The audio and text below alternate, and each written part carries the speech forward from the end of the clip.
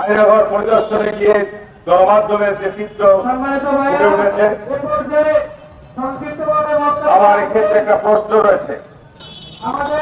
গণমাধ্যমের কাছেই আমার প্রশ্ন, আমি এই প্রশ্নটি আমাদের প্রধান উপদেষ্টার কাছে পৌঁছে দিতে চাই যে বাংলাদেশের মানুষ গত 15 বছর ভারতের গোলাম, ভারতের তাবেদার, ভারতের দোসর, বাংলাদেশের গণতন্ত্রকে যারা হত্যা করেছে, যারা হত্যা করেছে,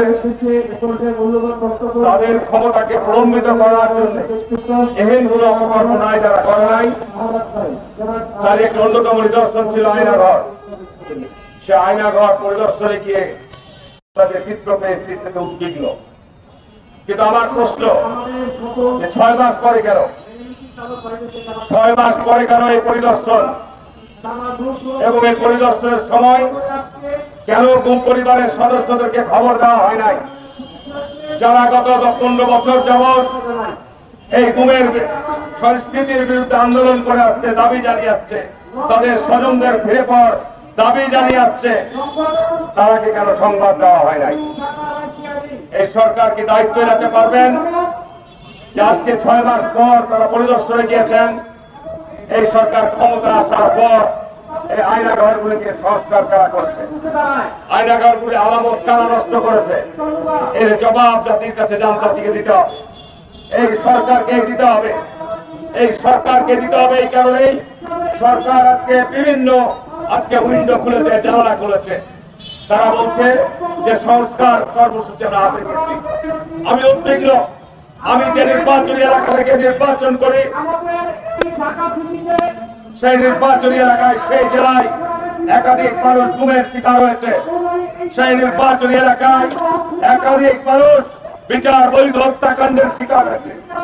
কিন্তু এখনো পর্যন্ত আমরা এই গুমের এবং বিচার বৈধ হত্যাকাণ্ডে তাদের স্বজনদেরকে আমরা কোন আইনি সহায়তা দিতে পারি নাই।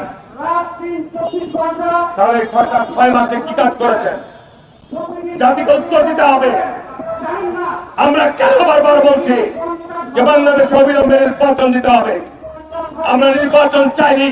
আমাদেরকে বিভিন্নভাবে তকমা দেওয়া হচ্ছে যে বিএনপি ক্ষমতায় যাওয়ার জন্য অস্থির হয়ে গেছে। বিএনপি গত 15 বছরে বাংলাদেশের এই পরিস্থিতি তৈরির জন্য যে স্যাক্রিফাইস করেছে, কোন দলে স্যাক্রিফাইস করেছে? হাজার হাজার লক্ষ লক্ষ বিএনপি নেতা কর্মী মিথ্যা হয়রানির মামলার শিকার হয়েছে। এর সত্য আজকে তত্ত্বাবধায়ক সরকার ক্ষমতা এসে উনি সংস্কারের কথা বলছেন। সংস্কার করেন, আপত্তি নাই, কিন্তু আজকে 6 মাসে জাতির কাছে জবাব দিতে হবে যে এখনো কেন এই আইনাঘরের সাথে যারা জড়িত ছিল তারা বহাল তবিয়তে চাকরিতে রয়েছে। এখানে শেখ হাসিনার এবং তার দোষত্বের বিচারের কথা বলা হবে। আর যারা সহযোগী ছিল, স্পষ্ট কথা, যারা চোরের সহযোগী তারা একই দলভুক্ত, যারা খুনের সহযোগী তারা একই দলভুক্ত। সুতরাং আজকে খুনি নেতৃত্ব দান তিনি ভারতে পালিয়ে গেছেন, তার সঙ্গে কিছু তার সহযোগিতা নিয়ে গেছেন, কিন্তু তার দোসররা বিদ্যমান প্রশাসনের সর্বস্তরে বিদ্যমান হয়েছে। চক্ররা তাদের পোশাক পরিবর্তন করে, তারা তাদের আর বিচার এদেশে হয় না। যে কারণে বাংলাদেশ গত 50 বছরও পরিবর্তন হয়নি। আমরা মনে করেছিলাম এই জুলাই এবং আগস্টের রক্তপাতের মধ্য দিয়ে যে অন্তর্বর্তী সরকার গঠন করা হয়েছে, এই সরকার জনগণের আকাঙ্ক্ষা, জনগণের প্রত্যাশা পূরণের জন্য দৃশ্যমান কার্যকর পদক্ষেপ আমাদের সামনে রাখাবেন। কিন্তু 6 মাস পার হয়ে গেছে, দ্রব্যমূল্যের ঊর্ধ্বগতি তিনি রোধ করতে পারছেন।